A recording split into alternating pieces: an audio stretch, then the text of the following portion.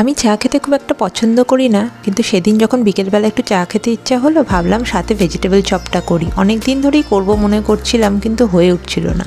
আজকে সুযোগ পেয়েছি, তাই আজকে বানাবো আর তোমাদের সাথে রেসিপিটাও শেয়ার করব। Welcome to Kamalika home kitchen. প্রথমে তেলের মধ্যে কিছুটা বাদাম ভেজে রাখবো। বাদামগুলোকে আমি মধ্যখান থেকে চিড়ে নিয়েছিলাম। তারপর সেই একই তেলে কিছুটা নারকেল কুচিয়ে রেখেছিলাম, যেটাকে আমি দিয়ে ভালো করে লাল লাল করে ভেজে নেব। এরপর কিছুটা পাঁচফোড়ন, লঙ্কা কুচি আর আদা বাটা দিয়ে 2-3 মিনিট নাড়াচাড়া করে নেব। তারপর কিছুটা বিট আমি কুচিয়ে রেখেছিলাম, সেটাকে দিয়ে দেব।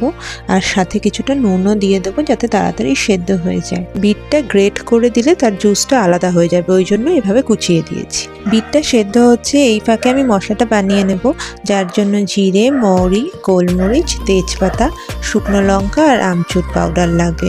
এই মশলাটা চাইলে বেশি করে বানিয়েও রাখা যায়। যেদিন নিরামিষের সবজি হয় সেই দিন একটু এই মশলাটা দিলে কিন্তু খেতে ভালো লাগে। বিটটা সেদ্ধ হয়ে গেছে, এবার একটা গাজরকে আমি গ্রেট করে রেখেছিলাম, সেটাকে দিয়ে মিনিট 5 রান্না করে নেব। গাজরটা সেদ্ধ হয়ে গেলে কিছুটা কড়াইশুঁটি, আলু সেদ্ধ যেটা আমি গ্রেট করে রেখেছিলাম, আর ওই বানিয়ে রাখা মশলাটা কিছুটা দিয়ে ভালো করে মিশিয়ে নেব।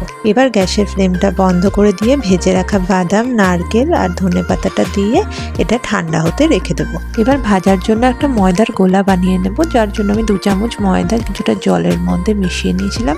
এবার নিজের ইচ্ছা মতো ভেজিটেবল চপের শেপ দিয়ে সেটাকে ওই প্রথমে ময়দার গোলার মধ্যে চুবিয়ে তারপর ব্রেড ক্রাম্বসে কোট করে নিলেই আমাদের ভেজিটেবল চপ রেডি হয়ে যাবে। যদি একবারে বেশি করে বানিয়ে স্টোর করে রাখবে মনে করো, তাহলে এই ব্রেড ক্রাম্বসে কোট করে ডিপ ফ্রিজে রেখে দিতে পারো, তাহলে এটা অনেক দিন ভালো থাকে।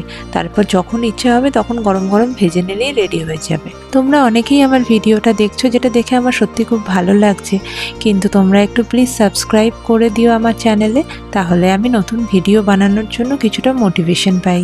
এবার চপগুলোকে মিডিয়াম টু হাই ফ্লেমে লাল করে ভেজে নিলেই আমাদের ভেজিটেবল চপ রেডি হয়ে যাবে। আশা করি রেসিপিটা ভালো লাগলো। আবার একটা নতুন রেসিপি নিয়ে তোমাদের সাথে দেখা হবে।